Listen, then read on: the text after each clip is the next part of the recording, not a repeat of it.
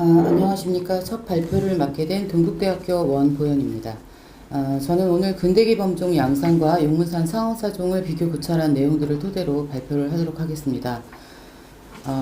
심적으로 부담감이 큽니다. 통일신라 시대 종이라고 판명이 나기를 원하시는 사찰 측의 의견을 생각을 해서 저도 이제 통일신라 종과 또 많이 비교를 해봤는데, 저는 일단 근대 쪽으로 논문을 썼기 때문에 근대기로 지금 분류가 되어 있는 상원사종이 근대기에 정말 제작이 되었는지에 대해서 저는 의견을 내도록 하겠습니다.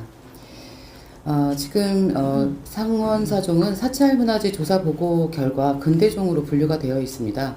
그래서 저는 근대기의 이제 그런 기록들과 또 근대기 일본 불교의 그런 이제 유입으로 인해서 한일 범종 양상이 많이 변화를 일으키는데, 이때 그런 주요 작품이나 그리고 한국 범종과 일본 범종의 제작 기법을 조금 비교를 해서 용문산 상원사종의 제작 시기에 대해서 재고해 보고자 합니다.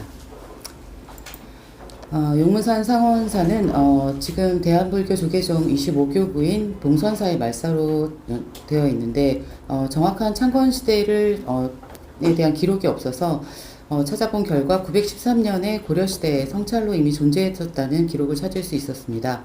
그리고 1463년에는 효령대군의 원찰이 되었고, 1907년에는 의병이 이 지역에 집결해 있던 의병을 소탕하기 위해서 불을 질러서 법당만 남겨놓고 모두 타버렸다는 기록이 남아 있습니다. 이후 여러 차례 중수를 하였으나 1951년 그 6.25 전쟁 때 다시 용문산 전투로 인해서 전투 화재로 인해서 사찰 전체가 소실되는 아픈 역사를 가지고 있는 곳이기도 합니다. 경기도 양평 용문산 상어사종은 지금 현재 이렇게 종각에 종이 걸려있는 상태로 지금 범종만 사용이 되고 있는데요. 보통 이 정도 크기의 종이 있다면 사실은 법부사물이 같이 존재했을 가능성도 있지만, 종이 워낙 이동도 많이 했고 그러다 보니까 지금은 상어사 종만 종각에 걸려있는 상태로 있습니다. 지금 상원사종에 대해서 기록을 통해서 이제 상원사종을 찾아본 결과 가장 이른 시기에 이제 나오는 기록은 보리사라는 절에 있었다는 기록이 이제 가장 먼저 처음 보입니다. 그래서 용문산의 상원사와 아주 근접해 있는 보리갑사라는 절에 있던 종이 1799년에 이 절이 폐사되면서 상원사종으로 온 것으로 지금 추정이 되고 있습니다. 그리고 상원사종은 또 이제 조선 왕조실록에도 기록이 남아있는 게 있는데요. 물론 지금 우리가 알고 있는 용문사 상원사종은 아니지만, 조선 왕조실록에 의하면 효령대군이 상원사에다가 종을 이제 만들어서 걸려고 했던 상황에서 많은 이제 그런 반대하는 상소문이 있어서 이 종이 결국은 궁중에 머물고 상원사에 내려지지 않았다라는 기록이 가장 상원사에 대한 첫 번째 기록이기도 합니다. 그리고 오랫동안 상원사의 기록은 보이지 않다가 1920년에 편찬된 조선고족도부 7권 고려시대 편에서 상원사종의 모습이 보입니다. 여기에서는 이미 경성별원으로 옮겨진 상태였기 때문에 위치가 경성별원이라고 표시가 되어 있고요. 그때 도면과 그리고 탁본 자료를 같이 남겨서 이 시대를 이제 시기를 고려시대로 분류한 것을 알 수 있습니다. 남산에 위치한 이 동본원사의 경성별원은 굉장히 그 정토진종에서 가장 심혈을 기울여서 가장 좋은 위치에다가 자리를 선별하고, 또 이 그 법당을 지을 때도 우리 대한제국의 황제로부터 아미타 본원사라는 현판을 받기도 하였으면서, 그리고 또 이때 정토종의 그런 위치가 굉장히 한국에 들어온 일본 불교 중에서도 가장 활발한 활동을 하고 영향력이 있었던 그런 종교였기 때문에 아마도 국내에서 가장 좋은 종을 선별해서 이 경성별원으로 가져오려고 했던 것 같습니다. 이 경성별원으로 옮겨지는 과정에 대해서는 1907년 4월에 흥정이 시작돼서 그 다음에 같은 해 7월에 거래가 성사되고, 그 다음에 이제 종이 온 것이라는 기록이 가장 먼저 보이는데요. 1918년도에 발행한 조선불교 통사에서 이 종이 용문산 보리사에서 옮겨온 종이라는 기록이 먼저 보입니다. 하지만 그 1908년에 이미 이 종이 와서 법회를 열고 했다는 기록들과는 조금 다르게 1909년에 이 종이 이쪽으로 팔아 넘겨졌다라는 기록이 보이기 때문에 이 이능화라는 사람이 쓴 기록이 너무 또 후대에 쓴 기록이기도 하고 한 10년 뒤에 쓴 기록이기도 해서 이 기록이 정확한 건지에 대한 것은 조금 의문이 되지만 지금 이 사진에 보시는 것처럼 경성벼런은 굉장히 큰 규모의 그런 사찰로 유지되고 있었고 그때 당시에 일본종처럼 이렇게 위로 띄어서 걸린 사진의 모습을 확인할 수 있습니다. 이 외에 그 일본 그 한일학자들이 상원사종에 대해서 추정한 내용은 꽤 오랜 시기 동안 앞서서 선생님들이 말씀하신 것처럼 굉장히 시기도 다양하고 또 여러 의견이 같이 존재하기 때문에 사실 어떤 결론을 내리기가 매우 힘든 종이기도 합니다. 그래서 지금 1970년대까지 정리한 내용을 보면 거의 통일신라 고려 아니면 20세기 종으로 분류하는 게 학자들의 전체적인 의견이었습니다. 그래서 이 종이 이렇게 혼란스러운 것은 분명히 이 종이 가지고 있는 그런 양식적 특징 때문이기도 한데요. 그래도 전체적으로 보면 일제강점기 시대까지는 줄곧 고대종으로 봤고요. 고려시대, 통일신라 이 정도로 봤는데 60년대 이후부터는 계속 20세기나 7세기 이렇게 양분화되는 현상을 보이고 있습니다. 그 다음에 이제 그런 학자들의 의견 외에 이 종에 대해서 기사화된 내용들을 찾아보았습니다.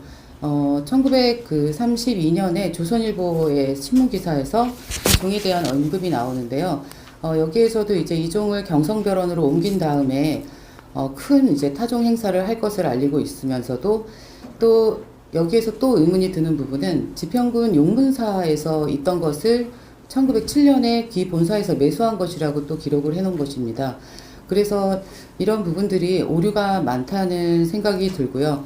여기에서도 역시 고려시대 범종으로 보고 있습니다. 그래서 이때 이 경성벼런에서는 이 종을 고려시대 종이라고 인정을 하고 많은 홍보기사도 낸 것이 있는데요. 하지만 그 용문사에서 만약에 또 가져왔다면 지금 용문사에서는 1938년에 한국 전통범종을 만드던 작가가 만든 용문사 종이 지금 꽤 큰 크기의 종이 남아 있는데 이때 온 것이 상원사 종이 아니라 정말 용문사 종이라면 용문사 종이 빈 상태에서 일제시대 때 이런 종을 만들었을 수도 있을 것 같다라는 또 추정이 가능합니다. 그리고 또 조선 이제 신문기사의 내용이긴 하지만 대경성 도시대관의 그 종교부 편을 보면 정토종 본사에서 이런 홍보 기사를 낸 것도 있습니다. 그래서 이 당 벼런의 범종이 조선 3명종 중 하나라고 소개를 하는 것으로 보아서 아마 이때 상원사종의 그런 평가는 굉장히 한국에서도 세 번째로 드는 굉장히 중요한 종이다라고 인식을 했던 것 같습니다. 그리고 대구파 본원사 경성벼런 종에 대한 기록을 앞에서 말씀드린 걸 정리하다 보면 대부분이 1920년부터 32년, 37년 이렇게 이 종이 온 이후로 한 10년 정도 사이에 나온 그런 기사들이 대부분입니다. 그래서 남산 본원사 소사에서는 가장 아마 정확한 기록을 했을 거라고 생각은 하는데 여기에서도 이 종이 온 기록에 대해서 1907년에 이미 아까 맨 처음에 말씀드렸던 것처럼 양평 상원사에서는 의병들 활동 때문에 큰 불이 났던 것을 다루면서 이때 그 상원사가 그렇게 피폐해진 상태에서 본인들이 800원이라는 돈을 주고 이 종을 사들였다라고 기록을 하고 있어서 아마 대략적으로 이 종이 경성벼런에 오게 된 시기에 대해서 정확한 자료는 남산 본원사 소사에서 나오는 그 내용이 맞다고 생각이 됩니다. 그래서 용문산 상원사 종으로 되기까지 아까 앞서 이제 주지스님께서도 말씀하셨지만 보리사 종에서 상원사 종으로 또 동본원사 경성벼런 종에서 또 이제 동본원사 경성벼런이 폐사되면서는 태고사로 옮겨져서 태고사종이 되었고 그 다음 다시 조계사로 옮겨지면서 조계사종이 되고 지금 2010년에 다시 용문산 상원사로 다시 돌아가게 되면서 지금은 저희가 용문산 상원사종으로 부르고 있습니다. 근대기 범종의 양상을 먼저 살펴보려고 하는데요. 근대기 범종은 일단은 그 1980년경부터 저희 한국에서 종이 만들어지는 숫자가 급격히 줄어듭니다. 그러면서 1920년부터는 이제 한국에서 다시 전통형 범종이 모습을 보이기 시작하지만 그 사이에는 일본 불교가 우리나라에 들어오면서 일본 불교에서 쓰이는 그런 일본 종들이 대거 한국으로 유입되게 됩니다. 그래서 거의 근대범종 총 수량이 183구 정도로 추정이 되는데 그 종 중에 134구 정도가 일본 종이었던 것만큼 상원사종이 옮겨지던 그 시기에는 일본 종을 만들어서 대량으로 만들어서 한국에 와서 판매하는 그런 상태로 종들이 들어왔었기 때문에 조금 더 근대의 그런 시기적인 상황을 살펴볼 필요가 있다고 생각을 했습니다. 그래서 가장 먼저 들어온 종으로는 1897년에 만들어진 원래는 서울 화기사에서 쓰였던 종인데요. 이 종이 먼저 들어온 다음에 마지막 보이는 종은 1952년에 제작한 종까지도 보이기 때문에 우리가 일제강점기가 끝난 후에도 이렇게 일본에서 일본 종을 만들어서 한국으로 들어온 것을 보면 그때 아마도 불교가 정화운동이 되지 않은 상태였고 일본 불교화 되었던 시기였던 것만큼 일본 종은 굉장히 긴 시간 동안 우리나라에 존재했던 것으로 보여집니다. 일본 종이 들어왔을 당시에는 처음에는 50cm 이하의 아주 작은 종들만 초반에는 들어오다가 1918년부터 39년까지 결국은 우리가 일본한테 문화 통치기를 당했던 그 시절에는 일본의 굉장히 큰 주종소에서 만든 대형 종들이 대거 들어오게 됩니다. 그래서 일본에서 그 당시 가장 활동력이 컸던 그 장인이 만든 종이 1918년부터 들어오기 시작해서 19년, 21년까지 이렇게 일본 불교에서 가장 중요하다고 생각하는 그런 부산이나 분산이나 이런 쪽에 벼런에 쓰이기 위해서 대형 범종들이 제작하기 시작이 되어서 나중에는 통도사나 해인사의 그런 암자에도 일본 종이 좀 큰 종이 만들어져서 들어오기 시작을 합니다. 그 중에서 지금 가장 주목되는 종은 일본에서 가장 활동력이 컸던 다카하시 사이지로라는 사람이 만든 개교원명 범종입니다. 이 종은 정토종이 한국에 들어온 지 20년을 기념하면서 만들어진 종인데요. 그러니까 결국 따지게 되면 상원사종이 간 1908년 하고 10년 차이를 두고 남산에 또 개교원이라는 큰 곳을 만드는데 정토종에서 이제 한국에 들어와서 포교를 한 지 20년이 되는 기념이기도 했고 정토종이 이 당시에는 굉장히 한국 포교를 상당히 활발하게 했던 시기였기 때문에 이때 일본종이 아니라 한국종의 모습을 한 그런 종을 제작을 하게 됩니다. 그래서 이 종을 제작할 당시에도 일본인들이 거의 다 시주를 하였고 또 조선 총독부의 원수가 이 종의 명을 쓸 정도로 굉장히 정토종의 위치는 굉장히 높았다고 생각이 됩니다. 그리고 여기에는 이 종을 만든 주종장의 이름이 있는데 지금 현재는 끌로 긁어서 일본인 이름이 앞자들이 다 지워지긴 했지만 주공사 다카시 사이지로라는 명을 써놔서 이 종이 그때 이제 그런 종으로 제작된 것을 알 수 있고요. 이 종이 일본 종과 조금 다른 이유는 한국 종에서는 이런 발이나 용의 수염을 이렇게 위에 몸체까지 올리는 그런 양식을 보이고 있는데요.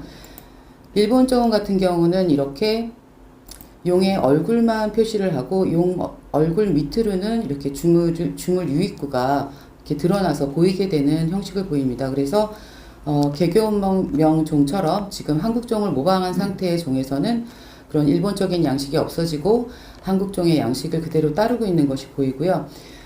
일본 종 같은 경우는 천판이 그냥 평평한 상태에서 다시 한번 꺾이면서 이렇게 연판문이나 이런 것들이 조각이 되는데 그런 부분들도 이 사람이 일본 작가였기 때문에 그런 부분들이 그대로 일본 종을 만드는 형식 그대로 만들어진 것을 볼 수 있습니다.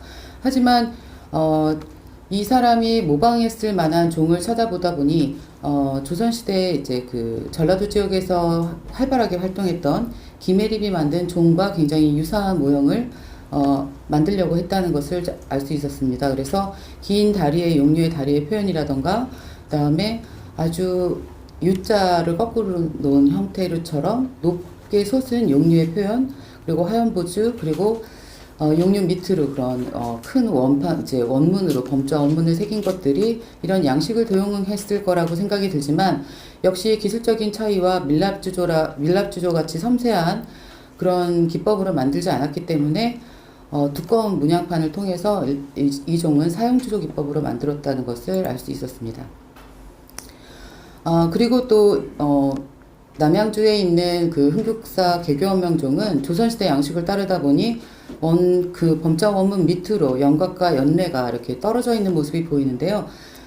상원사종 같은 경우는 상대에서 바로 연각과 연례가 나오는 그런 통일신라나 고려시대 때 종의 모습을 가지고 있어서, 이것도 일본 사람이 이 당시에 만들었다면 이런 형태를 유지했을 때 과연 고려시대와 아무리 통일신라 시대를 모방을 하려고 했어도 이 시기적으로 이 사람들이 가장 쉽게 볼 수 있었던 거는 사실 조선시대 범종이었기 때문에 개교명처럼 그렇게 조선시대 양식을 따라서 만드는 게 더 쉽지 않았을까 하는 생각이 듭니다. 그리고 보살입상 같은 경우도 조선시대 종을 그대로 모방을 하면서 보살이 서 있는, 연화자 위에 서 있는 그런 모습들로 조각이 되어 있고요. 이때 근대에 만들어진 종들이 대부분 가운데에 나무아미타불이라는 그런 명문을 써놓는데요.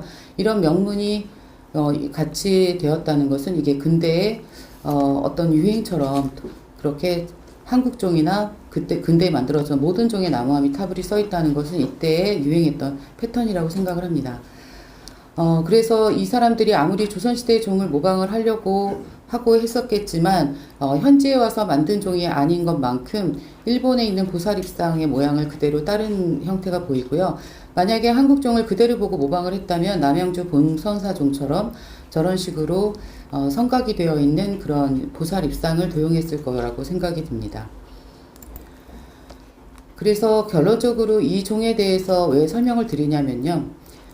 지금 이 종은 결국은 이 종명 자체, 종 안에도 이 일본 사람이 만들었다는 이제 다카시 사이지로라는 그런 주종장의 이름이 새겨져 있는 만큼 이 사람은 한국의 종을 문양을 도용은 했을지언정 전체적으로 만드는 외곽의 모형이라던가 그리고 만드는 기법 자체가 일본 형식을 그대로 따르고 있기 때문에 이 종에서는 지금 왼쪽에 보이는 그런 일본 종처럼 그대로 당자의 위치나 이런 것도 한국 종의 양식을 따르지 못하고 밑에 부분에 보이는 이렇게 두꺼운 연대 같은 것도 일본 종의 양식을 그대로 따랐다는 점입니다. 그리고 종 전체가 조선시대 종이 매우 밑에가 퉁퉁해지는 반면에 이 개교원명 종은 그냥 일본 종처럼 아주 긴 종신의 형태를 유지하고 있다는 점입니다. 그렇다면 왜 1910년경에는 이미 일본 종들이 굉장히 많이 들어와 있고 또 일본 종을 많이 사용하고 있는 상태에서 갑자기 왜 이런 정토종에서 한국 종을 모방한 종을 만들었을까에 대한 의문이 생깁니다. 그리고 제가 원래 논문을 쓸 때는 이 상원사종과 개교원명 종에 대한 연관관계에 대해서 생각을 해봤었는데요. 만약에 정말로 한국 포교에 대해서 굉장히 정토종이 힘을 쓰고 있었고 이때 한국인 신도들이 엄청난 양으로 늘어나고 있었다면 이 사람들도 집중할 수 있는 것이 한국인들이 조금 더 친근하게 느껴지는 그런 한국종을 만들어서 그 사찰과의 더 친근감을 유지하고 싶었을 것 같습니다. 그래서 지금 20년대까지 계속 조선인 신도 수는 11년보다는 줄어들지만 계속 늘어나고 나중에는 일본인 신도가 굉장히 많은 숫자로 늘어나는 것을 볼 수 있는데요. 이렇듯이 한국과 일본 불교가 어느 정도 이쯤에서는 접합과 교차점으로 만나는 지점이 있는 것 같습니다. 그래서 개교원명 범종 같은 것을 제작한 배경에도 일본 불교가 이제 더 이상은 일본인들만을 위한 불교가 아닌 한국인을 위한 그런 노력을 했다는 것을 알 수 있고요. 그래서 이 학자들이 많이 근대로 상어사종을 본 이유 자체도 이런 환경 속에서 분명히 충분히 가능성이 있었다고 생각했기 때문이라고 생각합니다. 그러면 근대기 범종 제작 기법을 통해서 정말로 용무산 상어사종이 근대기 범종을 제작하던 그런 기법으로 만들어졌는지에 대해서 조금 더 살펴보도록 하겠습니다. 제가 지금 한국에서 만든, 한국 장인이 만든 종과 지금 비교를 하고 있지 않은 것은 지금 보시는 것처럼 전통형 범종이라고 제가 사진에 띄운 것은 이때 1920년, 29년부터 우리나라에서 1945년까지 활동을 했던 한국 장인이 만든 종입니다. 이 장인은 시대를 너무 뛰어넘지 않은 시기로 그냥 조선시대 후기 정도의 범종의 모양을 그대로 답습해서 제작하는 모습을 볼 수 있습니다. 물론 제작 기법에서는 조금의 차이가 있긴 하지만 어쨌든 이 장인은 보살 입상, 성각으로 된 보살 입상이라던가 모든 문양을 성각으로 조각하는 그런 유형을 보이고 있습니다. 하지만 또 외래형, 일본에서 들어온 외래형 범종 같은 경우는 이런 중간에 그런 라인이라던가 그리고 그 종류를 표현하는 데 있어서 일본처럼 한 곳에 9개를 표현하는 우리나라 한국종과 달리 전 사방에 108개를 표시하는 그런 형태를 가지고 있습니다. 그러다가 외래형 범종을 만드는 한국 장인들도 이제 또 생기게 되면서 이렇게 한국 범종에서만 보이는 보살 입상이라던가 또 종류 같은 거를 9개로 표현하는 이런 외래형 혼합종이 생기기 시작합니다. 그래서 결정적으로 근대기 범종을 얘기한다면 이 세 가지 종이 함께 공존했던 시기가 근대기라고 볼 수 있습니다. 그래서 지금 여러분들이 일본종에 대해서는 거의 세부적으로 아시는 사항이 없을 거라고 생각해서 제가 이렇게 그런 명칭을 써놨는데요. 보통 우리나라 종과 가장 크게 구분되는 것은 용류의 표현과 또 이케노마라고 되어 있는 저 가운데의 빈 부분, 그리고 쿠사노마, 그리고 고마노츠메라고 하는 밑에 하대의 그런 구연부가 굉장히 우리나라 종과는 많이 다른 모습을 하고 있습니다. 그리고 지금 이 사진은 이제 일본이 전쟁을 크게 이제 확대시키면서 전 한국과 일본, 중국에 있는 많은 종들을 수집해서 무기를 만들려고 집합해 놓은 그런 모습인데요. 이때 몰려있는 이런 일본종을 보면 거의 어떤 패턴이 다른 종들을 볼 수 없을 정도로 이 사진에 있는 도표에 있는 도판과 거의 모습이 비슷하다는 것을 볼 수 있습니다. 그리고 용류의 표현을 보면 우리나라 한국 범종은 아까도 말씀드렸다시피 다리나 그런 것들을 같이 표현하는 것이 틀린데요. 일본에서 만든 범종들이 다리를 표현한 거는 남양주 개교원 종 외에는 거의 용류의 입만 표현하는 반면에 우리나라 종들은 대부분 얼굴을 정면으로 보고 있고 가운데에 이렇게 돌기 같은 것을 장식하면서 한 형태들이 조선시대부터 지속적으로 유지되고 있습니다. 그런 와중에 다리를 조금 들어서 고려시대 종처럼 여의주를 가운데 손으로 들고 있다거나 이런 것 외에는 거의 다 비슷한 형태로 보이고 있습니다. 그래서 용문산 상원사종의 용류가 수리되었다. 아니면 원래 그냥 용류이다라는 의문이 또 드는 부분도 있었는데 지금 보면 제가 부산 서남사에 있는 본소사명 범종과종 비교를 해보면 눈의 표현이라던가 입을 연 모습 같은 것은 일본종과 크게 다르지 않습니다. 그리고 지금 샘물이 넘쳐 흘러서 많이 옆으로 퍼져 있는 상원사종이 만약에 저렇게 샘물이 넘쳐 흐르지 않았다면 사실 본소사명 범종과 크게 다르지 않은 모습을 유지했을 거라고 생각이 듭니다. 그리고 한국에서도 이렇게 이제 1916년도에 용류를 중수한 그런 조선시대 종의 용류를 중수한 그런 자료들이 남아 있는데요. 이때 한국 사람이 종을 또 보수를 했다면 이 종의 형태 그대로가 아니라 이렇게 다리를 표현하는 형태로 보수를 했지 않았었을까. 그래서 만약에 이게 보수가 된 부분이라면 이것 또한 한국 장인이 보수를 한 게 아니라 일본 장인이 보수했을 가능성이 있다고 봅니다. 상원사종이 통일신라종, 고려시대종으로 불리우는 이유는 가장 큰 부분은 용문산 상원사종에 지금 배치되어 있는 이 주악천인상의 표현일 것입니다. 주악천인상의 표현이 가장 통일신라시대 종과 비슷하기 때문에 지금까지 시기에 대해서 여러 논의가 이루어질 것 같은데요. 하지만 제가 통일신라시대 종의 비천상만 비교해 봤을 때 725년이나 8세기에 추정되는 종들과는 사뭇 다른 모습을 보이고 있습니다. 이 비천들은 무릎을 꿇고 있는 모습인데요. 상원사종은 결과부자를 한 상태이기 때문에 이런 상태로 만들어진 종들을 보면 실상사 파종과 또 실상사 파종도 지금 결과부자를 하고 있고요. 연하자 위에 앉아 있습니다. 그리고 피리를 불고 있고 생황을 불고 있지만 이제 상원사종 같은 경우는 비파를 켜고 있고요. 그래서 또 이와 더 비슷한 종을 찾아보니까 설리먼지 파종이 더 확실히 더 비슷한 모습을 가지고 있습니다. 근데 지금 이 위치를 반전을 시키면 지금 피리를 부는 방향이 같은 방향으로 바뀌는데요. 이때 피리를 부는 이 비천상이 한 발을 앞으로 이렇게 내밀고 있고 결과부자한 상태에서 이렇게 내밀고 있는 부분이나 피리를 잡은 손의 형태 같은 것들이 굉장히 비슷한 모습을 보입니다. 그리고 밑에 있는 연화자의 그런 문양 패턴과 그런 것들이 굉장히 비슷하게 보이고 있지만 여기에서 또 표현되지 않은 거는 상원사종에서는 지금 밑에 연화자 밑으로 구름 무늬를 표시하지 않은 것이 조금 다릅니다. 그래서 804년에 만들어진 설리먼지 파종과 비천상의 모습은 비슷하지만 또 이 천이를 날리는 표현이라던가 이런 것들은 구세기 종들과 많이 비슷합니다. 그래서 지금 보시는 종은 청주 온천동 종과 일본 그 고묘지에서 소장하고 있는 구세기 종의 모습인데요.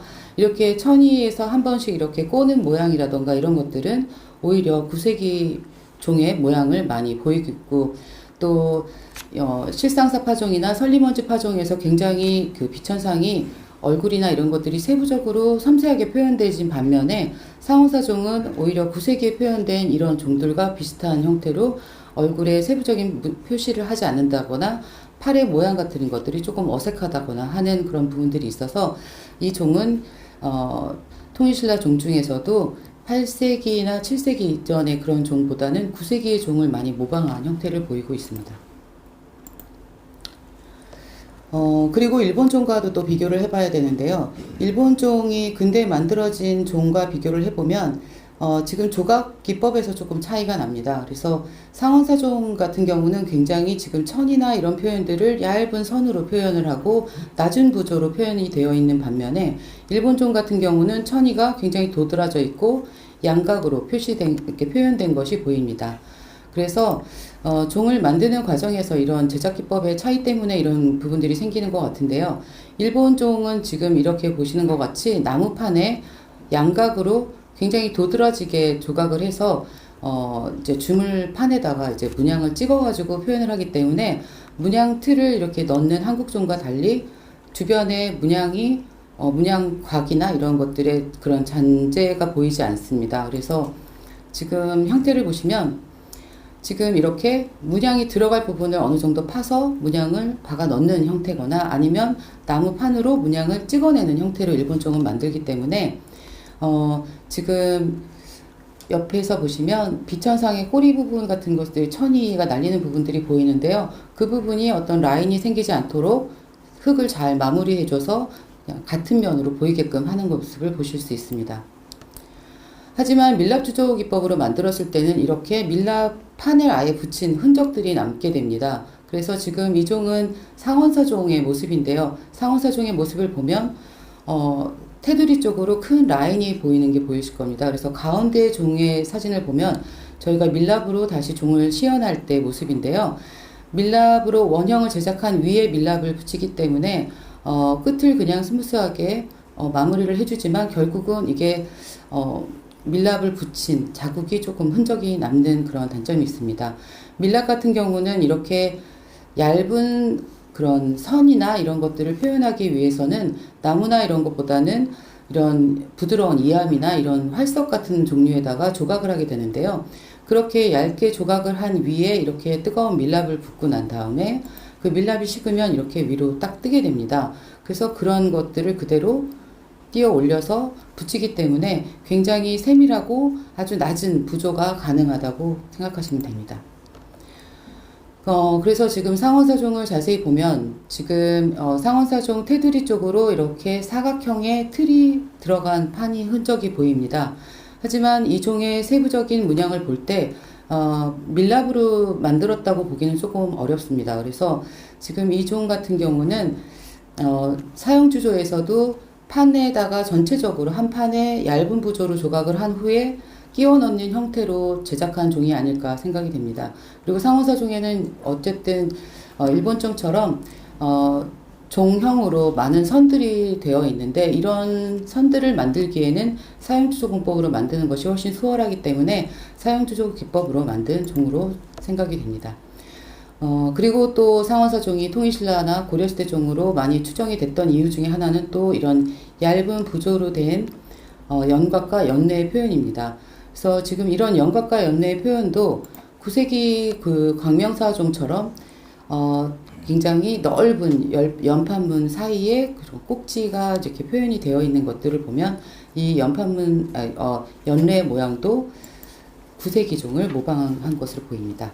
그리고 사형주조 기법을 로 제작하다 보면 이런 주물 이음새가 보이게 되는데요.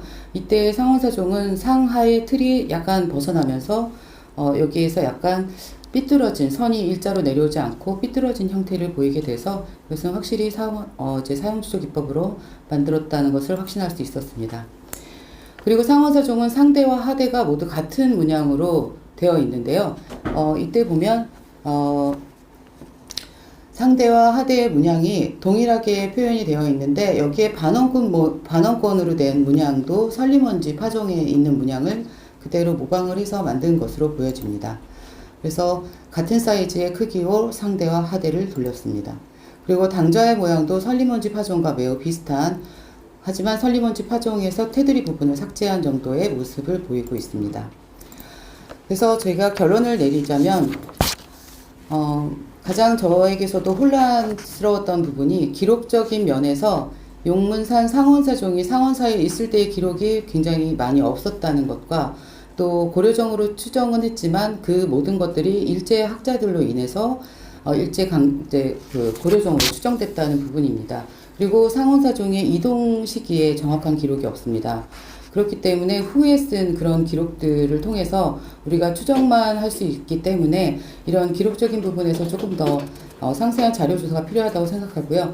일단 이 상원사종이 옮겨진 그런 1907년, 8년 그 정도에는 한국 주종 장인이 부재를 했다는 것이 또 큰 이유가 되고요. 그 다음에 일본 주종 장인들이 한국에서 대형종을 만들던 시기도 이미 이 종이 만들어진 후에 1918년 이후부터라는 점, 그리고 한국 장인들이 활동을 시작한 시기조차도 1920년부터 40년도라는 점, 그리고 한일 불교가 한국에서 굉장히 많은 활동을 했던 정토종이었지만 그렇다고 하더라도 정토종이 들어온 굉장히 초기 시대였기 때문에 1908년도에는 일본에서 종을 제작해서 가져오기는 조금 쉽지 않았다는 점 등을 통해서 저는 결론적으로 이 종이 근대에 1908년에 만약에 정말 이 종이 옮겨졌다면 근대에는 이 종을 만들 수 있는 그런 기술적인 역량이나 환경이 조성되지 않았다라고 결론을 짓고 싶습니다. 하지만 이 옮겨진 시기가 이 시기가 아니라면